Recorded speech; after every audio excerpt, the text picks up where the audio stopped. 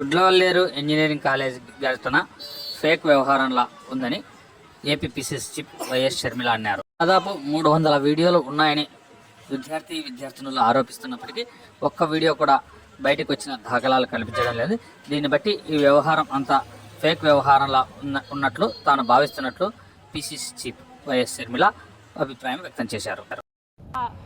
Fake news మాత్రమే అని, కెమెరాలు లేవు అని మాకు అర్థమైన విషయం. నిజంగానే కెమెరాలు లేవా, ఇది ఫేక్ న్యూసా అని మేము మల్టిపుల్ సోర్సెస్ నుంచి తెలుసుకోవడం జరిగింది. ఫేక్ న్యూసే కాబోలు అని మేము ఎందుకు అనుకుంటున్నాము అంటే, ఎందుకంటే 300 వీడియోలు పైగా రికార్డ్ అయ్యాయని చెప్పారు, కానీ ఒక్కటి కూడా బయటికి రాలేదు. ఒక అమ్మాయి కూడా నాది బయటకు వచ్చింది అని ఇంతవరకు చెప్పింది లేదు. కాబట్టి అంతా కల్పితమని, ఇది అయ్యుండకపోవచ్చు అన్నది మా భావన. పర్సనల్గా ఏ అమ్మాయి అయినా, ఏ మహిళ అయినా ఒక ట్రయల్ రూమ్లోకి వెళ్ళినా, ఒక బాత్రూంలో వెళ్ళినా ఫస్ట్ చూసుకునేది చుట్టుపక్కల ఏమైనా ఉన్నాయా అని.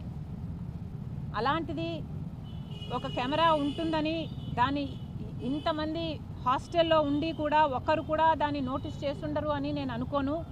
ఒకవేళ షవర్ లోపల ఇన్విజిబుల్గా పెట్టినా షవర్లో నీళ్లు పడినప్పుడు అది బ్లర్ అయిపోతుంది, అది సాధ్యం కాకపోవచ్చు. ఇవన్నీ ఆలోచన చేసి అది ఫేక్ న్యూస్ మాత్రమే అనే నిర్ధారణకు మేము వచ్చాం.